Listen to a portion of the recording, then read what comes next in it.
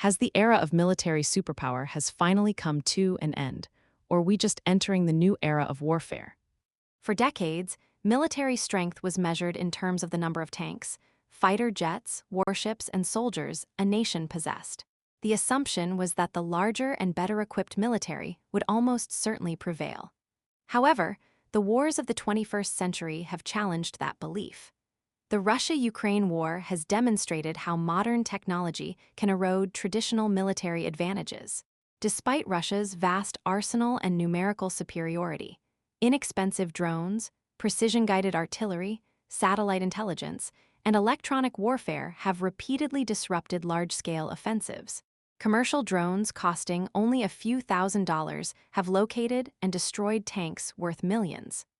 Electronic jamming has rendered GPS-guided weapons unreliable, while sophisticated air defense systems have made complete control of the skies far more difficult than many analysts anticipated. A similar lesson emerged from the confrontation between the United States and Iran. Rather than attempting to match American military power ship or aircraft for aircraft, Iran invested heavily in ballistic missiles, drones, fast attack boats, and proxy forces. These relatively low-cost systems were designed not to defeat the U.S. military outright, but to complicate its operations and raise the cost of intervention. Even the world's most advanced naval vessels and air defenses must now contend with large numbers of inexpensive drones and missiles launched simultaneously. This shift reflects a new reality. Modern warfare is increasingly defined by cost asymmetry. A drone costing a few $1,000s can threaten a tank worth several million. A swarm of inexpensive unmanned systems can force billion-dollar warships and advanced fighter aircraft into expensive defensive operations. Success is no longer determined solely by who owns the most sophisticated equipment, but by who can innovate, adapt, and integrate new technologies faster than their adversary. The first lesson of today's conflicts is clear. Military size remains significant, but in the age of drones, precision weapons, and electronic warfare, technological adaptation is equally important. The second lesson is perhaps even more important than technology. Throughout history, great powers have often assumed that superior military strength would guarantee victory.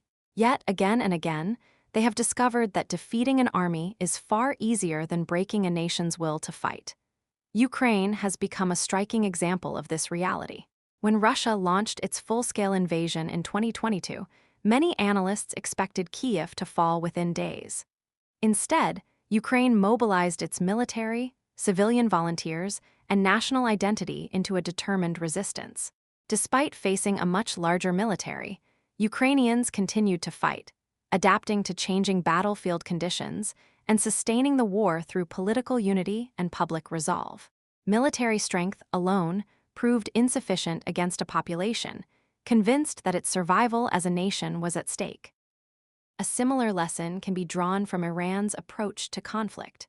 By avoiding direct confrontation and relying on long-term resilience, Iran has sought to raise the costs of military action against it without matching the United States weapon for weapon.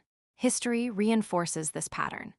In Vietnam, the United States possessed overwhelming military superiority, yet failed to achieve its political objectives against an opponent willing to endure years of hardship. The Soviet Union faced a similar outcome in Afghanistan during the 1980s, where superior firepower could not overcome determined local resistance. These conflicts reveal a fundamental truth about modern warfare. Military superiority can win battles, destroy infrastructure, and inflict enormous damage. However, victory ultimately depends on achieving political objectives. When a society remains united, accepts sacrifice, and continues to resist despite immense costs, even the world's most powerful militaries can struggle to impose their will. In modern war, determination and national resolve can become weapons as powerful as tanks, aircraft, or missiles. Wars in Ukraine and the Middle East have shown that even the world's most powerful militaries can face long, costly, and uncertain conflicts. Ironically, that may be good news. Watching both Russia and the United States struggle to achieve quick political victories is likely to make China's leadership think twice before risking a military confrontation over Taiwan. Such a war would not only be unpredictable, but would also devastate global supply chains and China's own economy at a time when it is competing for leadership in artificial intelligence. As Helmuth von Moltke famously said, "No plan survives first contact with the enemy."